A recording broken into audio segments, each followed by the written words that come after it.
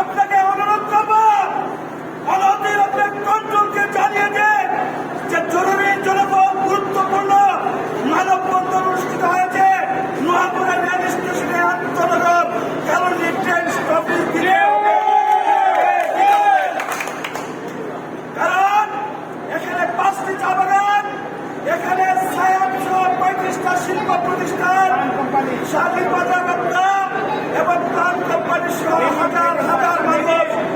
এবং ঢাকা বিশ্ববিদ্যালয়, রাজশাহী বিশ্ববিদ্যালয় সহ ব্যবসা কোম্পানি সহ এই